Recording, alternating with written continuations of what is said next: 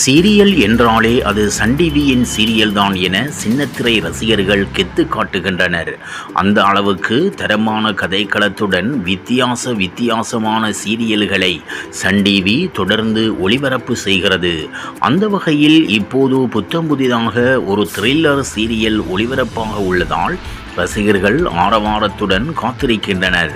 இப்போது horror serial என்றால் அது கலர்ஸ் தமிழில் ஒளிபரப்பாகும் நாகினி 6க்குத்தான்.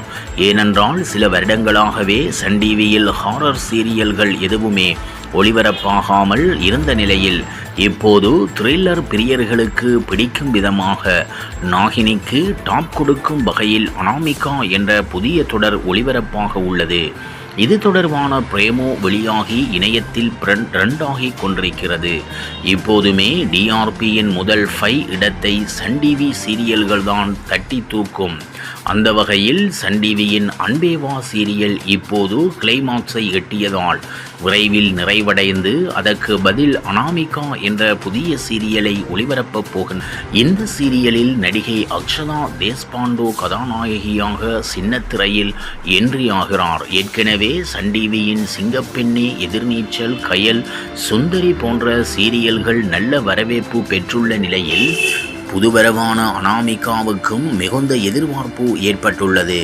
இதில் எல்லாரும் நல்லா இருக்கணும் என ஆசைப்படும் கதாநாயகி அனாமிகா ஆசைப்படக்கூடாது என சொல்லி வளர்க்கப்படும் நந்தா மற்றும் நல்லதோ கெட்டதோ ஆசைப்படுகிற எல்லாத்தையும் அனுபவிக்கணும் என்று நினைக்கும் ரிஷி என இவர்கள் 3 பேரையும் வைத்து விதி எப்படி விளையாடுகிறது என்பதுதான் இந்த சீரியலின் கான்செப்ட் என்று இந்த பிரேமோவை பார்த்ததுமே தெரிந்துவிட்டது.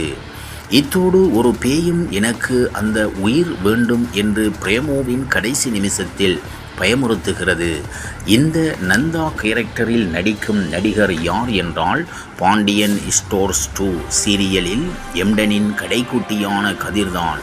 இந்த சீரியல் நிச்சயம் தற்போது கலர்ஸ் தமிழில் மிரட்டி கொண்டிருக்கும் நாகினி 6 சீரியலுக்கு கடும் போட்டியாக இருக்கும்.